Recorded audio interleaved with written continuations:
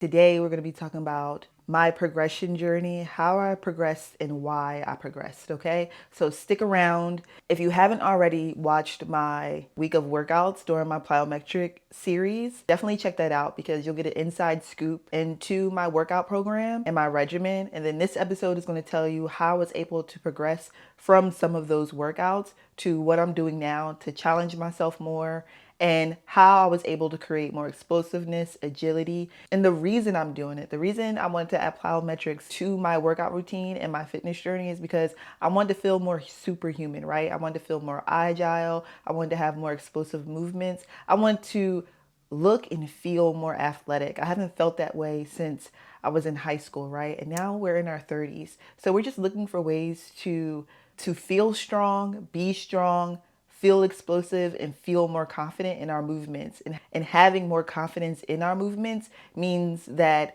daily life tasks become easier, right? And that's what we're looking for. We're trying to create an easier lifestyle for ourselves, but this is how you do it. So stick around.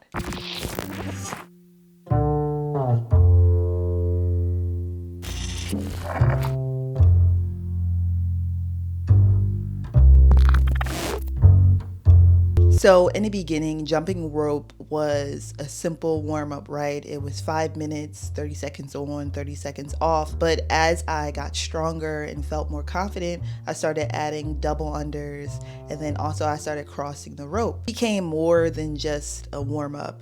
It helped prime my muscles for peak performance. I felt like my coordination got a lot better.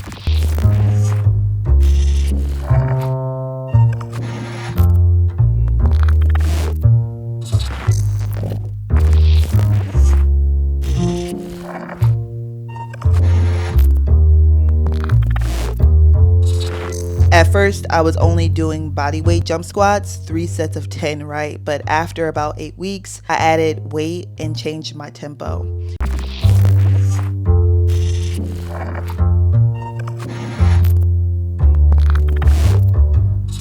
Instead of just bouncing up and down, I focused on spending more time in the transition phase and also stabilizing and then producing more power on each rep. I also increased my reps progressively, starting slower and then build a more repetitive and powerful tempo. And yet adding weights, a whole new level, all right. Now we're going to talk about split squat jumps and the progression there, right?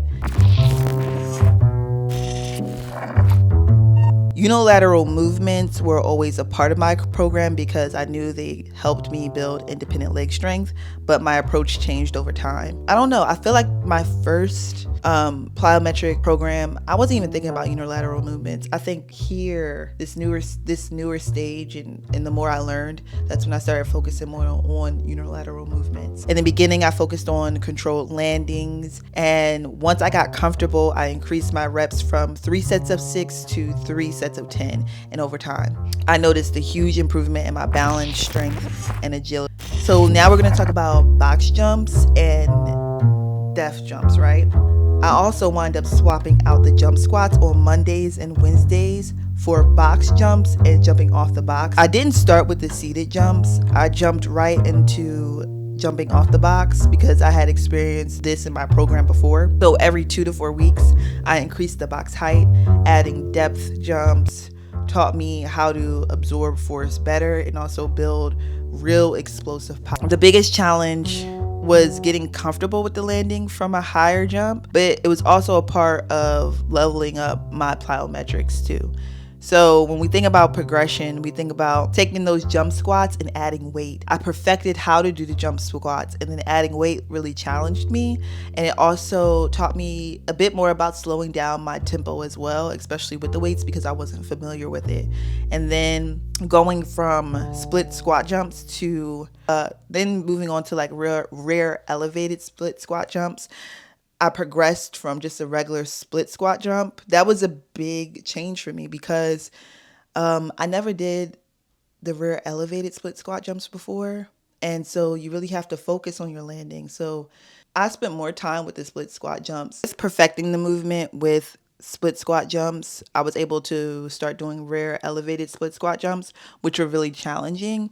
But I'm so impressed with myself when it came to doing it because I was so ready to give up the first like 2 times I tried. I just wasn't getting the rhythm down. But I think slowing down my movements with my regular split squats and also focusing on the landing softly, it helped me build up the confidence to keep doing the rear elevated split squat jumps.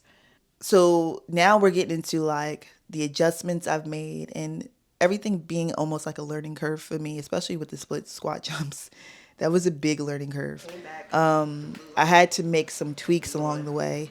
Midway through the program, I noticed signs of overtraining, so I took a full recovery week off, and then I incorporated 2 deload weeks in between my 12 to 14 week program. I also made a big mistake by not tracking my progress early on. When I wasn't tracking, I felt lost and less motivated, right? Once I started keeping track, I could actually see my progress, and that was a huge game changer. The end result of this program, right? Because we finally made it to the end. We finished it. We conquered all the workouts. We've progressed in every single one of them. Looking back, I would say the biggest improvements were I feel more explosive and agile. And I noticed that when doing the rear elevated split squat jumps off the bench, oh my goodness, I feel so much more confident too. And I think I look a lot more athletic. Also, my ankle mobility is better. I really hyperfixated on my ankle mobility, doing those ankle rockers every day, doing more lunges, also doing deep squats, also resting, right? Recovery. Also, my jump height increased. I didn't really notice that until creating these videos, right? How my jumping off the box looked so much better toward the end of my program. Now, I wouldn't say that every jump off the box was consistent because it wasn't, but I noticed those two powerful jumps I would do in the beginning of that exercise, they were phenomenal. I think after that, that's where I got a little bit tired, right?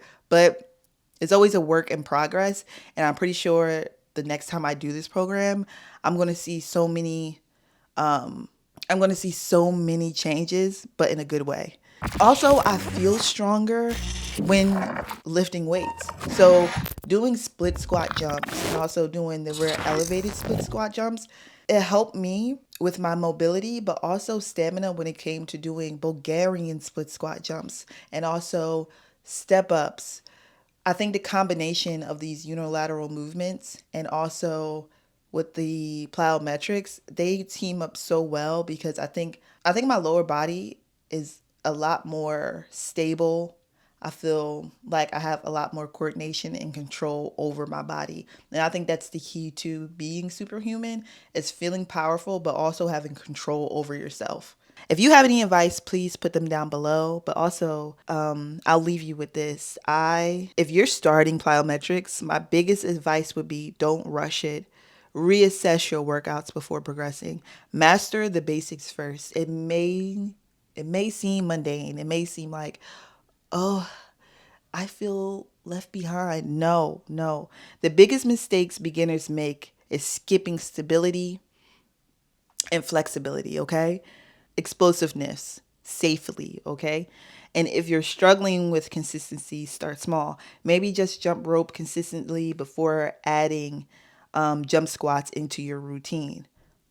Make up big wins, okay? Let's be honest here. It makes up big wins. Also, my plyometric training has come a long way. I would have to say you can go back and look at my old series on my plyometric journey. But this is just the beginning. I'm still leveling up, tweaking my routine, and finding